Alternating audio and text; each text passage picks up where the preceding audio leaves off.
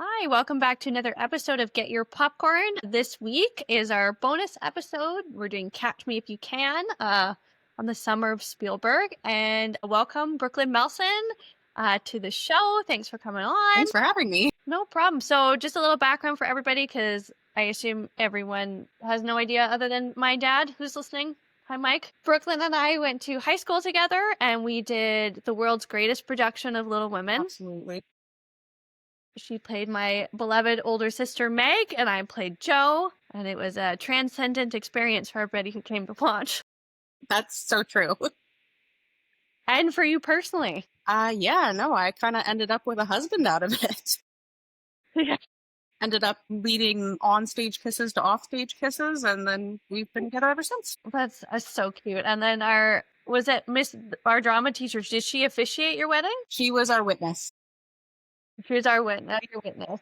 Yeah, I saw that. I was like, that's so cute. It was like a very cool, weird, full circle moment of like, she introduced us and now she's at our wedding and meeting our daughter. Love that. So do you want to tell everybody about your background with like drama, theater, movie, just creativity in general? Yeah, I have just been into theater basically from the moment I could walk and talk. Always very dramatic, always a little too over the top for general public. So I started theater as soon as I could, like theater camps, theater in school, doing any play I could get my hands on, making homemade videos and movies that I really hope never surface again.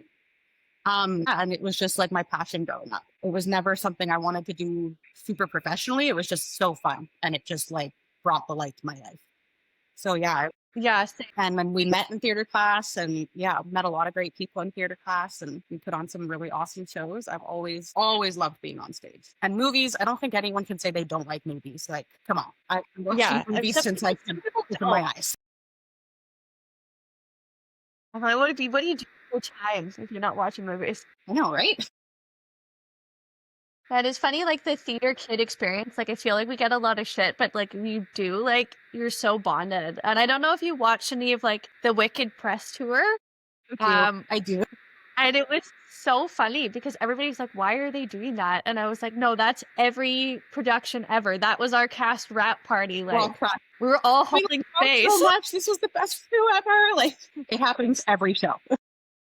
Just like drinking in the basement, like taking whatever Logan gave us. I don't even remember what that was, but we were all not okay. Received tea. Homemade. Oh my god, yeah, just some hillbilly heroin or whatever that was. That's a great term for it. So who are your favorite actors? Okay, number one, Ray Liotta, easily. Goodfellas is one of my all-time favorite movies ever. I will watch it 100 times a year if I could. And I think he has an extremely expressive face, especially his eyes. Like he can convey any emotion that he wants to with just his eyes. And that just draws me right into him. And no matter what I'm watching him play. Like, I think he's incredible, or was incredible. Yeah, I forgot he died. It was a sad day in our household. We watched Goodfellas again, and I cried. I'm like mentally bracing myself for Al Pacino. I will like not be, and Jane Fonda, I will be unwell. I can't even think about it. So that brings me to my next actor, Robert De Niro. I cannot face the day where he is not on this earth. I don't want to think about it. He's going to live forever and he'll keep making movies forever. And I hope they're all really good movies. Well, it's been a while since he's been in a good one. I know, it's too bad, but at least we've got the 90s, 80s, and whatnot to fall back on. I feel like, stop doing Bad Grandpa, please. For the love of God, please stop. Him and another one, Clint Eastwood. I live for his angry face. I could look at that all day. I don't know why. I just love it. It makes me think of like my dad. My dad was always pretty miserable, but totally reminds me of Clint Eastwood making that face. And then I only have one actress on here. I probably should have put more, but my main actress right now is Florence Pugh. I think she is like extremely expressive in everything she does. You know, her sad frown. I'm obsessed with it. I love it. I love that look. I don't know why, but I think it's great. She's really good. I haven't seen her in a ton of stuff. I've been meaning to watch her version of Little Women, but I have not emotionally gotten there yet. I haven't seen much. Reads are so hard for me. I love the one with Winona Ryder so much. I feel like I'm just going to spend the whole movie comparing it to the Winona Ryder version. Yeah, same. Do you have any favorite directors? I noticed when I was thinking about this that I don't really like notice who's directing as much, and I should pay more attention to that. My top two is probably like everyone's top two, but I love Martin Scorsese and I love Quentin Tarantino. Yeah. specifically like Pulp Fiction. Okay. I love that Yeah. Quentin Tarantino is always just like, he doesn't really listen if someone's like, hey, that's not going to be popular. And he'll just go outside the box and do his own thing. Yeah. Like Pulp Fiction was so full of things that everyone was like, that's not going to work. That's terrible. And it turned into like a cult classic. Like I love that movie. I love the vibes. And yeah, I like that energy about him where he will just do whatever the hell he wants and call it a day.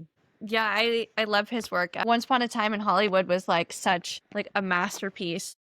I haven't seen it. Just it's so good. It's definitely like I think it's a good movie on like a surface level, but it's kind of like an insiders like movie. Like you have to like I think to fully appreciate it, like you have to know a lot about like the Manson family murders and the like transition from like old Hollywood to new Hollywood because it's sort of at that juxtaposition. And actually like Clint Eastwood's career is like a great example of the main character, like Rick Dalton. He's from like a TV show Gunsmoke sort of thing, and he's transitioning into eventually gets sidelined into spaghetti westerns, but he wants to be in these like new up and coming films with some of these new directors, like would have been Spielberg or Scorsese or Stanley Kubrick. Like he's like not fitting in. So if you like as a movie lover, like you would understand that, but I've recommended it to people that like don't understand that, and they're like, why do you like this? Right. I don't know. It looked amazing. And I'm like, I need to watch it. And then it came out and I never like found myself with the day and the mood to like put it on and watch because I want to watch it beginning to end. Like, I never want to watch a half movie. And then I just never ended up doing it. It like slipped down my list and I keep meaning to go back and give it a really good shot. Yeah, it's like 3 and a bit hours, so it's very as a mom, that's like a tough one. I was gonna say I never get 3 hours alone. No, you're like, if I'm gonna start this at 9, I'm gonna be up till midnight. What makes a movie good to you? That's a good one. Nothing specific, really, because I like a really big variety of movies. I think an engaging cast, like I have to enjoy the actors I'm watching. There are some actors, like, if they're in it, that you just don't vibe with them. Like my mom hates Will Ferrell. She will not watch anything with Will Ferrell in it. I love Will Ferrell. I think he's hilarious, and I know his movies are dumb. Love him anyways. But I feel that with Keanu Reeves, I'm like, no. yeah, he gives me a little bit of the ick. But I love anything that can pull me in, whether it's humor, like if something keeps me laughing the whole movie, then I'm impressed. If something can keep me guessing the whole movie, then I'm impressed. But I find that a lot of movies I watch, I guess the plot twist in like 10 minutes and then I'm bored. Yeah. It really needs to be like a little bit more complex writing if it comes to a thriller, suspense, that kind of thing. And a comedy, it can't just all be like comedy. Yeah. I don't know. It needs to be like a little bit more thought out. Yeah, comedy's a tough one, I think, to like execute well. I think, yeah, it's not It is. definitely not my like go-to genre for sure. There's like very few. I did like a lot of those like Seth Rogen-y, Judd Apatow ones when I was a teenager. Like watching them now as an adult, I'm like, this isn't as good as I thought it was when I was 15. Yeah, some of those you replay and it's like, I remember being a teenager laughing at this part, and now I'm just going, no, not good. So I do this with all my guests, but I don't know if you ever watched Inside the Actor's Studio at all. Long time ago. So it was a show, for those that I'm sure most of the listeners know, but it was a show that was on with the host James Lipton. He was the dean for the Actor Studio program, and he would ask the same questionnaire that was asked by someone that he really admired called Bernard Pivot. And so he asked us at the end of every episode, so Brooklyn, what's your favorite word? Fuck. What's your least? It's universal. You can use it in any situation. I love it. It's very true. It is just so versatile. What's your least favorite word? Moist. Ugh, hate it. What turns you on? Ooh, good sense of humor. Dad bod. I love a dad bod. I'm all for it. Like, how you treat wait staff. Yes. That's a big one. If you're rude and the slightest, nice eyes, nice smile, a beard. What turns you off? Turns me off. Be a know-it-all. Like if you're trying to mansplain something, I'm gone. Gross. Ick. Bad hygiene. Terrible. And if you're rude to people, like no. And if you wear a wife beater, sorry, I'm out. No. Can't Yeah, do it. no. I feel that way about Crocs. No, I cannot. Don't come to our house. Kyle converted me. It's like Croc City over here. Oh, I can't. Owen's been trying for years. But my husband's a Croc wearer. I say that. I'm just like, Every time I write them, I'm like, I'm good. Thank you, though. Well, I think we already covered this one. Your favorite curse word? Yeah, still fun. What sound or noise do you love? Oh, I love the sound of the ocean out in Port Renfrew. We go camping there a lot, listening to the waves at night. That's my jam. And I love the sound of my daughter laughing because toddler giggles are the best. They are. Because they're so like, they really mean it. So carefree and joyous. Like, ugh, What sound or noise do you hate? people eating with their mouth open. Like, I can't stand that. Or I, really loud breathers. mhm. Like, if you're sniffling every 5 seconds, I'm ready to blow my brains out. Either way, it's just like close your mouth, eating and breathing. What profession other than your own would you like to attempt? If I had the talent, figure skating. I adore figure skating. And that would, like, if I was good enough at it, that's what I would do. I would totally be a professional figure skater. That's a cool one. I never even thought about that. I love figure skating. What profession would you, other than your own, would you not like to attempt? Like sanitation worker, that sounds awful. What my husband does, he's a mill worker. Like, good for him. He's good at it, but like that sounds awful to me. I don't want to go and do hard labor for 8 hours a shift. Not at all. And if heaven exists, what would you like God to say when you arrive at the pearly gates? Want him to say, "You were a really good mom. You raised really great children. Good job." Aw, that's a good one. Well, shall we dive into the movie? You actually picked you picked this one. I said just give me a Spielberg movie and we'll do it because he is my favorite director of all time. I love everything he does, and I feel like he's so versatile from being able to do stuff like Catch Me If You Can to Schindler's List to The Color Purple to Jaws. Like It's like such a diverse, variety. yeah, such a diverse director. So Summer of Spielberg this year, and then definitely Summer of Scorsese next year because I love alliteration and both of the directors. I'm excited for Scorsese too. So why'd you pick Catch Me If You Can? What's sort of like your background with it, and what grabs you about the movie? A little bit personal side. My dad and my grandfather were both huge con men. Like the Yeah. first time I watched that movie, I sat there going, "Oh my god, that's my dad. That's my father." Like in just that smooth talking, conniving, like you can convince anyone of anything and they believe you. That was my dad. So I was drawn in by that, and then the chemistry between Tom Hanks and Leo was just, I loved it. I've watched it. I watch it a couple times a year still. Yeah. Yeah, I love it. Yeah, Tom Hanks, America's dad. He is. I love him so much. I love him. It was his birthday yesterday, actually. Was it?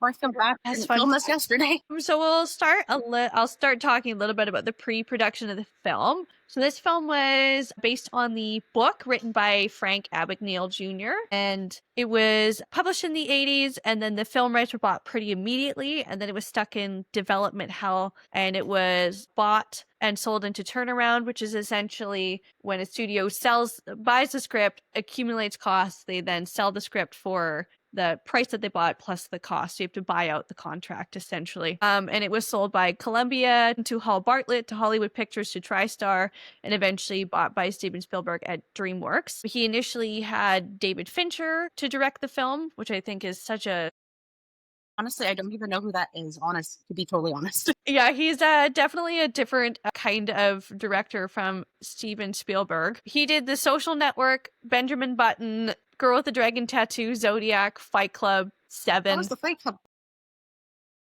Panic Room, like very different, very dark. Yeah, those are all quite different than this movie. This film's very fun. Like it's really fun the whole time. It's like a really fun cat and mouse game.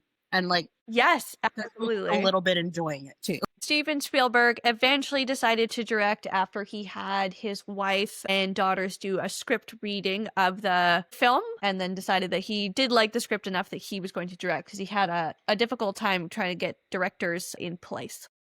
What?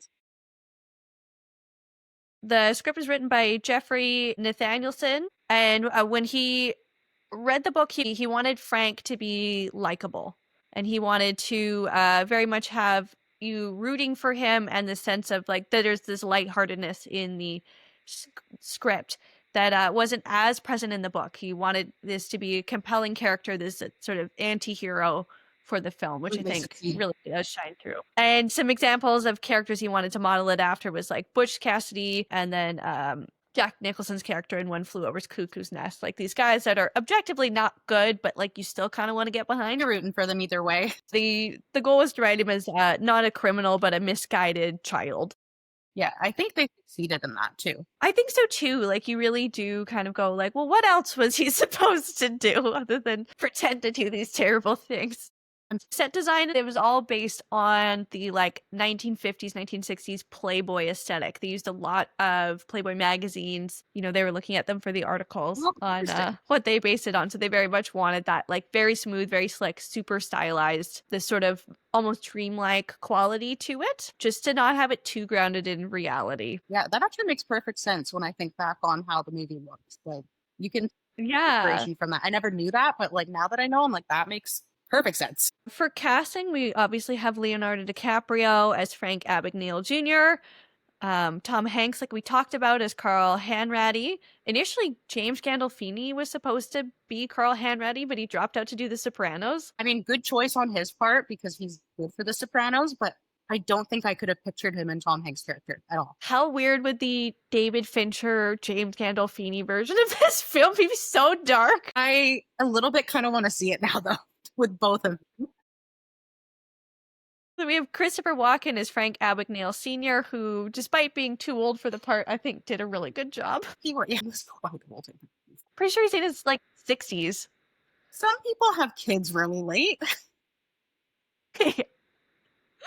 Then we have Martin Sheen as Roger Strong, Natalie Bay as Paula Abagnale, Amy Adams. This is one of her like first roles. This is even before she was on The Office, as Brenda Strong. We have Josh Brolin as Jack Barnes. And there's a lot of big names in tiny little cameo roles before they were all known. So we've got Ellen Pompeo, Meredith Grey. Love her. We have Elizabeth Banks and Jennifer Garner, who, and all of these obviously like went to like have careers that hit it out of the park.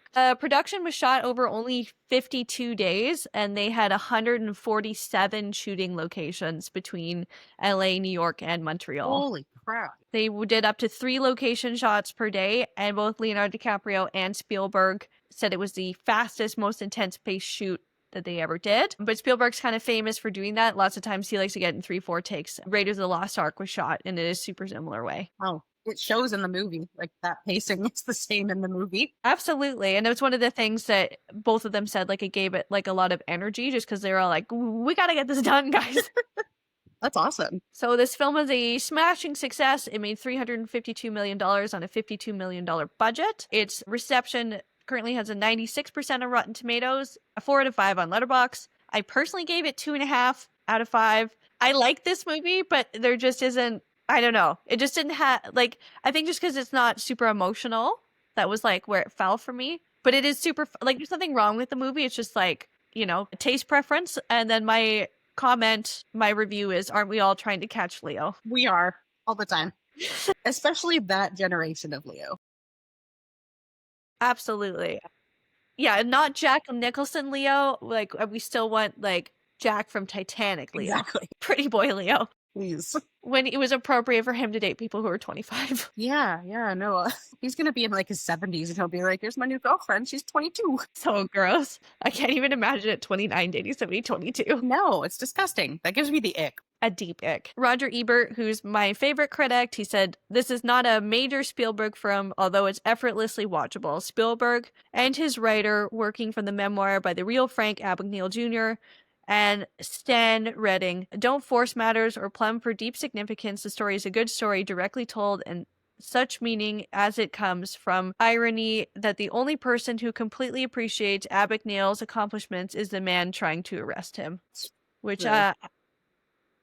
yeah, which I like. And like, there's a moment like right at that first shot of the film where we first see Frank in France. And as he like tries to escape, like Tom Hanks is just like almost like a good for you for giving it one last go. Yeah, he's always like a little bit proud of him for evading him, which I love. Yeah. So for Academy Awards, Christopher Walken was nominated for Best Supporting Actor, and the score was nominated for Best Original Score. He lost Supporting Actor to Chris Cooper for Adaptation, but I think he should have lost to John C. Reilly for Chicago. I second that. I agree. And the Best Original Score lost to Frida, which I think is fine. Nope.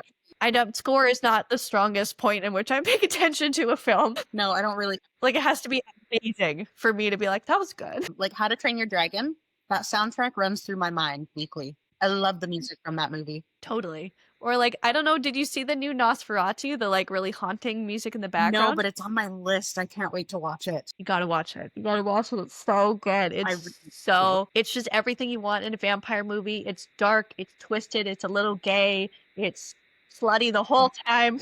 I watched one clip of it and I'm like, done. I need to watch this. And it's been trying to convince my husband that he needs to be in the mood for a horror movie. And he's like, no, no. And I'm like, no, we're going to watch this. We're watching this. It's happening. I took Owen to the theater to see Nosferatu and he watched it like this, like just looked at his shoes. And after he's like, why the fuck would you make me watch that? And I was like, it's Dracula, like it's the Dracula, like you know the story arc. You know what's gonna happen. I think Kyle will react similarly. Oh yeah, Owen has to watch a happy movie. He was so mad when I showed him A Star is Born. He's like, why would you make me watch that? I'm like, it was good. And he's like, it was good till the last 20 minutes. I just told Kyle that we need to watch The Boy in the Striped Pajamas this week. He's never seen it. He's never heard of it.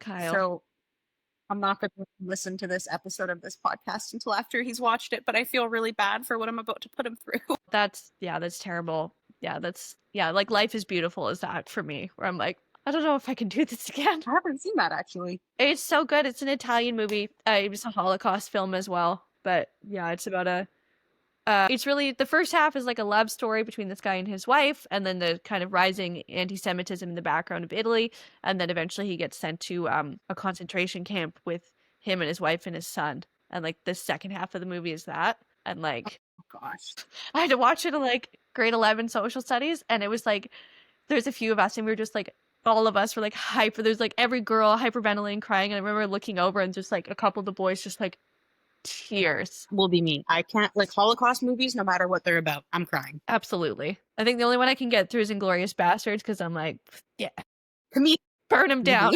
Shoshana, burn him down. Well, yeah. Oh my god, that's the most satisfying ending to any Auschwitz Nazi movie I've had to see. Or the Indiana Jones where they all just get like punched in the face for like 2 hours. You're like, love it. The funny thing about this movie is it's really hard to pin down the accuracy of the film due to the nature of the person who wrote it. Mm-hmm.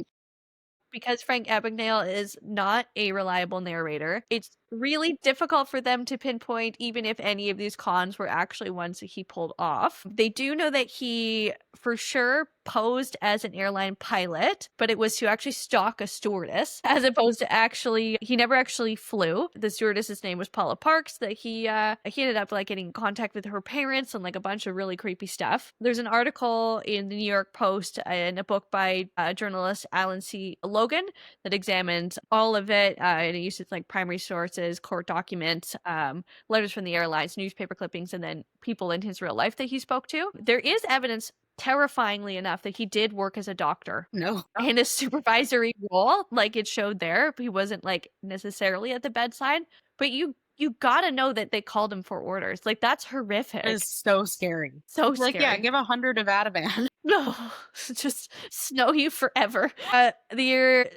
They claim in the film, I believe it's $2.5 million in Pan Am checks. The only evidence they could find was $1,500 worth of Pan Am checks. Interesting. And he never saw his father again after he ran away. But they decided to rewrite that so that they could give sort of a better arc. And Steven Spielberg's kind of passion project seems to be working out his own father issues in his films. Yeah, men love to do anything but go to therapy. No shit. Like, I'll just rewrite this fucking movie. So they had to put a label on the film inspired by a true story to avoid backlash, the similar backlash that A Beautiful Mind received, I think, the year before, for being very, very loosely based on a true story. Should we jump into the plot? Mm-hmm. Please. So the opening sequence is the cartoon sequence where they're like essentially walks you through the entire story of the film. But I love it. It's kind of very Mad Men in terms of like the stylized, like it very much you could tell that like Playboy was the inspiration, like looking through that cartoon thing. And it wasn't something I appreciated on first watch. Yeah, I really enjoy the cartoon at the beginning. It reminds me of Grease in a way. Like Grease starts with their cartoon, and that was the movie I ever watched as a kid. So like, okay. I watched that like 5 times a week as a kid. That was how my dad babysat me, was Grease. So when I saw that, it was like immediate nostalgia. I'm like, ooh, cartoon opening, I'm sold. I feel like it must have been you that got me to watch this movie initially, because I'm like, I watched this in high school, but like, I don't remember why. It must have been you that were like, you gotta watch this. Loved it back in high school. It has to have. I probably watched it with you because I've only seen this movie once and it was in grade 12. So I bet that was It why. very well could have been us. Maybe it was our Christmas we had together. Oh, actually, you know what? That could be. We definitely watched a movie that night. It could have been that. We then see reshot footage of a game show called Tell the Truth from 1977, where they've kind of predisposed Leonardo DiCaprio into the Frank Abagnale role that really did happen and get televised. And then we jump back to 1969 and we meet Carl Hanratty, the FBI agent. He's traveling to France to collect Frank Abagnale, who is very sick due to the really poor conditions in the prison there. He's in solitary confinement and is speaking through a wire opening and is begging for help and then passes out. It was unclear to me whether or not this was a real pass out or a fake out. Vote is always it was a fake out. I think he's genuinely sick, but this was his opportunity to like get one last out. Carl Hanratty says he needs to be taken to the infirmary, in which case Frank tries to escape only to be bested on his crawl to freedom. And he collapses on the floor, rolls over, and says, "Okay, Carl, let's go home." Like every time I listen to it, like he's so defeated at that point. Like he knows he's done. Yeah. And he's, sort of like, and it takes it back to that fathers and son things. He's like, "I just want to go home, Dad. Yeah. I'm done." We then cut back to 1963. Frank is living with his parents, Frank Sr. and Paula. And we see Frank Sr. receive an award from his partner, Jack Barnes. And he gives his little speech that I'll read out because it comes up a number of times throughout the film. Quote this to my mom every week for no reason. Like I'll just spit this speech out randomly just for fun. I can't do it like Christopher Walken though, because I like punctuation. Two little mice fell in a bucket of cream. The first mouse quickly gave up and drowned, and the second mouse wouldn't quit. He struggled so hard that eventually he turned that cream into butter and crawled out. "Gentlemen, at this moment, I am the second mouse." We then cut to a scene of his father telling their love story, and his parents dance, and they're very happy, and he's sort of looking at them in this very, like, idealized 19... version from his... Yeah, because as he's telling this story, the father, you're like, I don't know, dude. Like, seems like you were over in World War II, and she was in France, and she was like, "Ticket to freedom!" Yeah. Is this really the love story? Yeah, no, I don't think it ever was, but I think every kid views their parents like that at some point or another, where you think, my parents are the most in love ever. Not I was like, I don't know. I don't think it's gonna work, I was guys. like 4, but... Like, when did I come into consciousness? Because I feel like that's when it changed. So we see then that Frank Sr. is a bit of a con artist himself, and he takes Frank around to different places trying to borrow more money for... I don't think it really explains why he's borrowing money, businesses, investments, I don't know. And so he lies about getting a suit by saying that a woman's necklace might have just fallen right off her neck. And he wants Frank to pretend to be a limousine driver so that they can have the bank think that they have more money than they do. And another quote that he says is, "You know why the Yankees always win, Frank?" And Frank says, "Because they have Mickey Mantle? Mickey Mantle? I don't know. This is two theater kids trying to figure out sports. It can happen." And Frank Sr. says, "No, it's because the other teams can't stop staring at those damn pinstripes." Well, Frank is then turned down at the bank, but he does open up Frank Jr. his own checking account to get him started. Really enjoyed that pinstripe comment because it, again, made me think of my dad, where they're staring at the pinstripes. It's like, if you have the sleight of hand to distract them here, you can do this over here and get whatever you need done. And I remember when I watched it as a kid, I'm like, I don't get it. Are the stripes really brightly colored? And then, watching it as a teen, I'm like, no, I see that. Because that was like specialty in our household. So then Frank's Senior's tax problems eventually start to catch up with them. They're kind of going after them a bit, so they have to sell their like white picket fence life and move into a smaller apartment. This causes strain on the family. Frank has to switch to public school, but he doesn't want to like let go of this image because image is very important to the family. And he goes in wearing his uniform. he's shoved into a locker by one kid. And then when he gets into the class, when they're all not paying attention, he decides that he is going to be a teacher in the class, pretend to be their substitute, and then he makes the kid that shoved him into the locker read out loud. That is one of my favorite scenes in the whole movie. I love it. Is that not a dorky kid's fantasy to be like, I'm going to embarrass you? And he just, like, it's immediate. Like, he walked in with such authority. They're all like, oh, shit, it's a teacher. He really set himself up to be a great con man early on. Yeah. And then the actual sub shows up and she's hysterical about the position being filled. She drove all the way from wherever. Eventually he's caught and is brought into the office, but his dad's just kind of proud of him and thinks it's funny. And I don't know, as a parent, if my daughter was like, yeah, I got shoved into the locker and then pretended to be a teacher and made this boy that was mean to me read out loud, I'd be like, no punishment. Atta girl, like, go get him. Do it more. And then Frank, in an indiscriminate amount of time, they don't really tell us, discovers that his mother is having an affair with Jack Barnes, his father's friend from the Rotary Club. She tries to pretend that he just came over for legal advice, but they're leaving her bedroom, so that's pretty obvious. Yeah.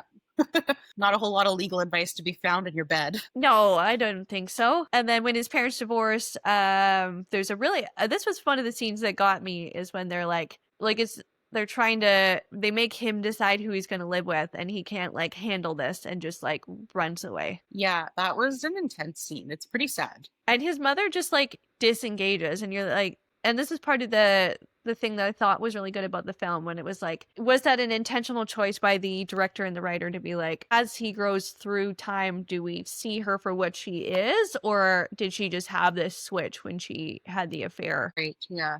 I know, I always wondered about that, and I never really concluded anything. It's kind of hard to tell. Yeah. Yeah, I wasn't too sure either, because then she goes on to have a, spoiler alert, another family. Yeah, that's what I like that about the movie, though. That's one of those things I enjoy about movies, is if you can like leave me with a question that I still can't answer after watching it multiple times, you've succeeded. Yeah, very much. And then I also liked the way that they did it. It was like they made everybody's kind of talking to Frank at once, and like they elevate the sound in the background, so it's really like you're super overstimulated and like you yourself want to like run away. And like then when the second he runs, it's like his brain has some sort of clarity. Yeah, I think anyone who deals with any form of overstimulation would 100% get that moment. Yeah, I did too. I was like, oh my god, I need a weighted blanket. So of course he's down on his luck. He needs money, so he begins to forge checks and cash them at various banks. I didn't know that you had to cash a check at the bank in which it came from. Like, that's not like a thing that, I don't know if that's like a United States thing or a thing in like the 1960s, but like that's never been a thing in my lifetime. Maybe it was just in the 60s, because I never even actually caught on to that when I watched it. But that's a really good point. Yeah, I don't think I've ever heard of that before. Yeah, it was very weird. So he's trying to employ some of these cons. They're not really working. And then he sees a pilot come in, and the guy is immediately given like the red carpet treatment. Apparently this was pilots were like a really big deal in the 60s at the height of Pan Am. I don't think that's true anymore, but they were. So he decides that is going to be his way in, that he's going to be taken seriously. He can pull more cons if he has this like essentially like uniform. And then he writes his dad a letter saying he's going to be an airline pilot. Mm-hmm. I love that. And then he poses as a school reporter, interviews somebody from Pan Am, and gains like a bunch of intel that this guy is just like haphazardly telling him. I'll tell you everything right now, easy. And apparently that is true. They think that he really did speak to someone at Pan Am. I could believe pretty easily. He lies to say that he lost his uniform. They replace his uniform, and they say it's just going to come off his next paycheck, which of course is fine with him because he's not receiving one. He then writes another letter to his dad that says, "Dear Dad, you always told me that an honest man has nothing to fear, so I'm trying my best to not to be afraid." So just a little hint that he's now kind of descending into the same fate as his father, which is always part of fathers and sons movies. It really is. So he decides to pose as a Pan Am pilot named Frank Taylor. He forges payroll checks, and soon that accumulates to millions of dollars, so he says, although it was $1,500 life. I wonder about that. If it was just $1,500, or was he so good at it that they actually didn't catch the rest of it? Like maybe right? The number he said, but like I don't think he would have just done $1,500. It seems like so much work for $1,500 even in the 60s. Yeah, like I think personally he probably was good enough that they couldn't track however much more than that he made. He starts a relationship with one of the stewardesses, and this is where we see Meredith Grey herself. We then see him flirt with a bank teller, and he starts asking her questions about how checks and cashing works. So this is Elizabeth Banks' character, and she is just chatty about how all that works and gives him all the information that he needs to know. And this is eventually where he gets flagged by the FBI, and we meet Carl Hanratty again. First time and not the last time. No. And this begins his sort of obsession, and everybody kind of doesn't take him seriously at first because check and bank fraud is kind of pretty boring for, I'm sure, what the FBI is actually doing. Yeah, absolutely. Carl then meets with his dad, and he takes him out for lunch, and he tries to give him a car, but Frank Sr. can't accept due to the IRS. He then is discussing a lot about trying to win his mother back, and that he's still in love with her, which is just sad. Yeah, it is. But it's such a man thing to do where you're like, well, dude, maybe you shouldn't have like blew your whole lifestyle. Like, she's been at home and you've been conning your way, and then, she's trapped in the house, and then you got rid of her house. And then he goes, man, she left me? Yeah. You're like, I wonder why you're constantly lying to everybody and using your kid in schemes. Exactly. As much as I love Christopher Walken, I was like, I feel like she had a point. Yeah, totally. Hanratty's able to then track him down to a hotel. And there's this really great shot where they like follow him, like it's a long shot where they follow Carl all the way up the stairs and around, and they zoom in on the gun and zoom out around. It adds this like, because there's no cuts, it's like very suspenseful because you're like, when are you going to cut? When are you going to cut? I really like that scene. Like, it always got my heart racing. The first time I watched it, I was like, ooh. Yeah, it's really well done. Frank then tricks Carl into believing he's a Secret Service agent named Barry Allen, and he escapes before Carl realizes he was fooled. He's then nicknamed Bond of the Skies. He buys his suit from Goldfinger under the name Fleming, which is, of course, Ian Fleming is the author of James Bond. Frank then calls Carl, still posing as Barry Allen, and this becomes a recurring theme where he calls on Christmas. He's trying to taunt him a little bit, but you can see that he's struggling because he actually does give Carl the real room number and hotel where he is at, and Carl doesn't really believe him. But had his chance, didn't take it. Yeah, fathers and sons. And then we cut to Carl, who's working on the files in a diner when a waiter points out that Barry Allen is the name of the Flash. Right. And this is what trips Carl into realizing that he must be a kid. Like, this is not a sophisticated criminal mastermind. This is a kid that named himself after a comic book. I can imagine having that revelation, though, of like, you've been hunting this man in your mind, and then you're like, oh, good God, it's a child. You're like, no, I'm being tested by a 16-year-old. This is terrible. It's so much worse. Carl and the FBI find Frank's mother and ID him off a yearbook photo. We then cut to a house party that Frank is having. He's moved. And this is very Playboy-esque.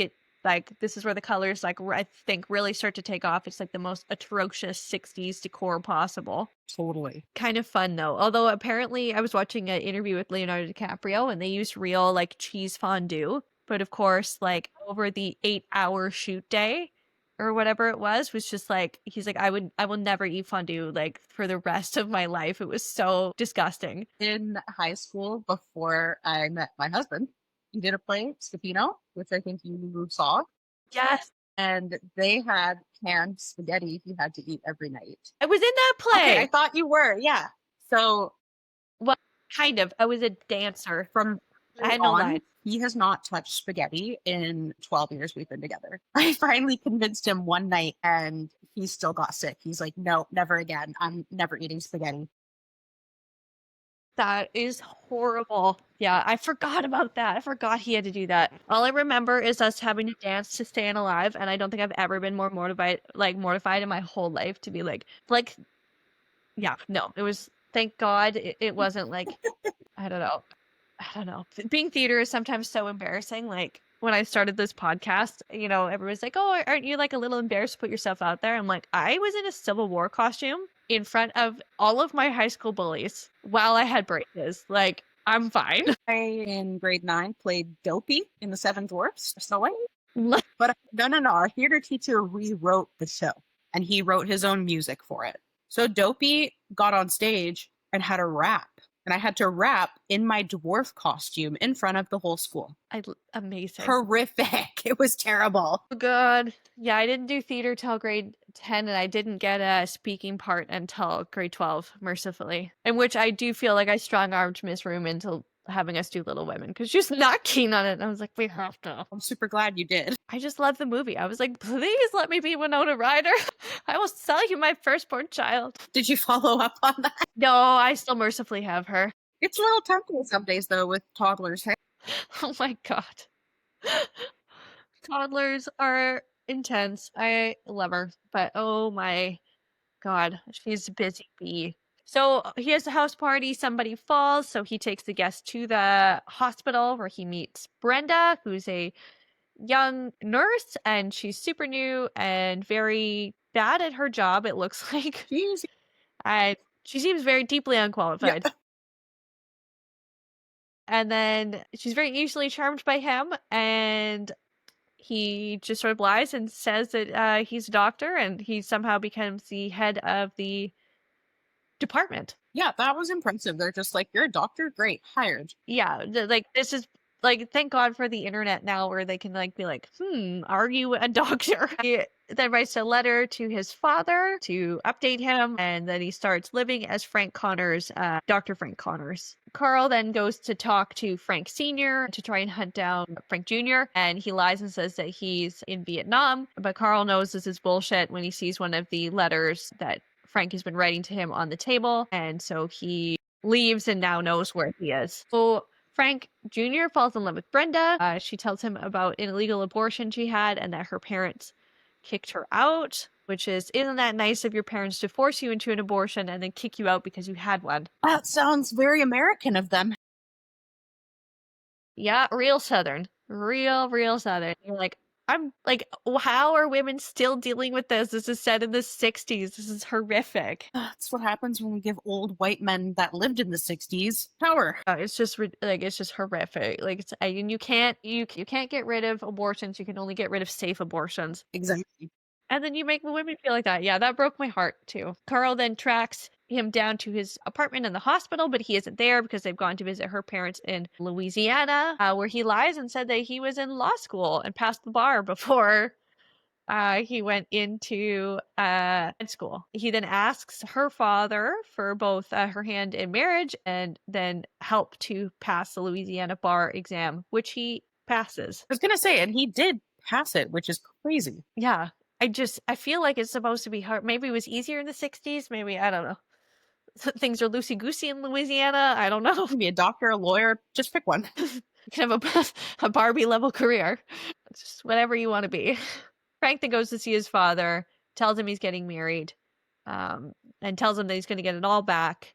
And then Frank Sr. says that his mom is now married to Jack. This causes him to have another crisis spiral on Christmas, and he calls Carl, and then he wants to call a truce just because he wants to settle down with Brenda, which of course can't happen. Carl then tracks Frank to his and Brenda's engagement party, but Frank jumps out the window after telling Brenda mostly the truth. Mostly. Alucia, based on a true story. And then he says, I'm not a doctor, I'm not a lawyer, I'm not a pirate, and I'm not a Lutheran. And the only thing that, this is my favorite line of the movie, Brenda's like, you're not a Lutheran. That is my favorite line of hers in that whole bit. It's so good. You're like, you don't care that you lied about being a doctor? This is so concerned. She's like, you're not the same religion as me? Oh, God. Whatever will I do? Then Frank's going to escape at the airport. He wanted Brenda to meet him there. He does spot Brenda, but realizes that there's also FBI agents, and that she's keeping him up.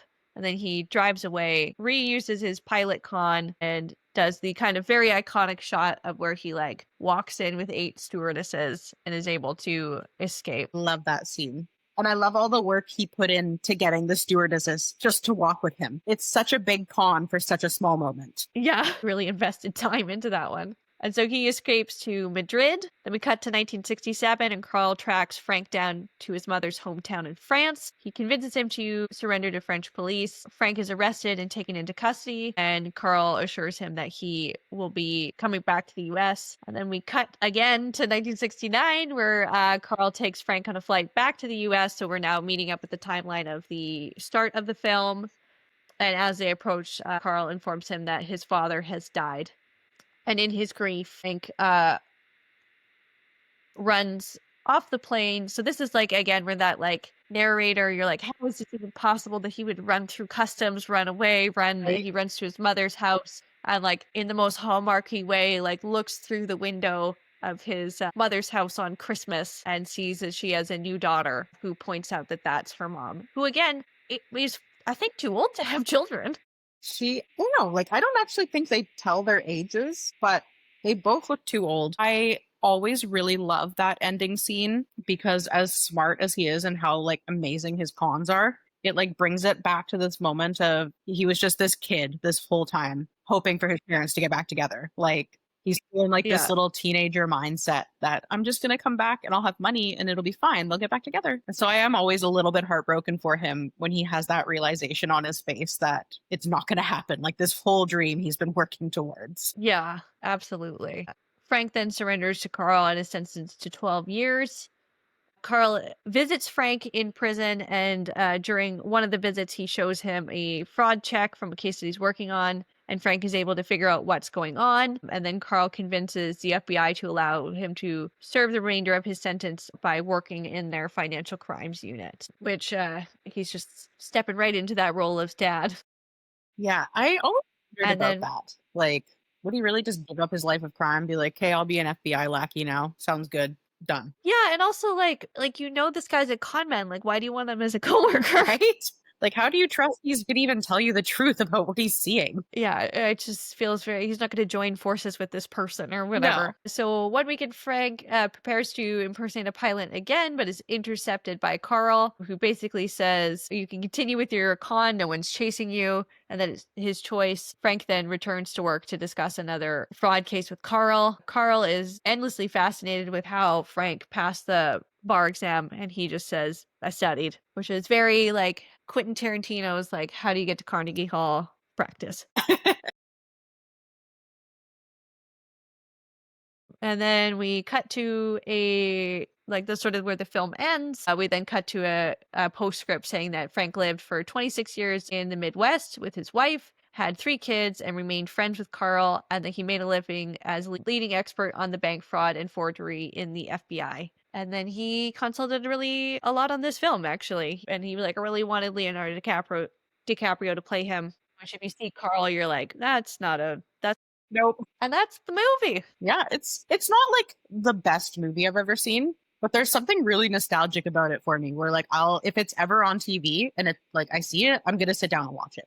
Like if Yeah. gonna say, and if like it's one of those like if my husband and I are sitting here and we're bored, what should we rewatch? It's gonna be Goodfellas, Catch Me If You Can. It'll be one of like it's just one of those like tried and true classics for us where we know we'll enjoy it. It's we're not gonna cry or get upset or anything. Something just lighthearted that we can enjoy and watch. And I just love it. Like Everything is executed well. The direction is good. The cast is good. The script is good. Like, it's fun. The pacing, like all of it's really well done. yeah, I really like the pacing. I love a fast-paced movie like that. That'll draw me in really easily. Any kind of movie paced like that. Yeah. And then, like a 2-hour runtime, I think it is. It feels like 90 minutes. Totally. It goes by so fast. Well, Brooklyn, thank you so much for coming on the show. I really appreciate it. I'd love to have you back for Little Women. And then, of course, when I do Goodfellas, you got to come I was going to say, if too. you ever do Goodfellas, that's what I'm back for.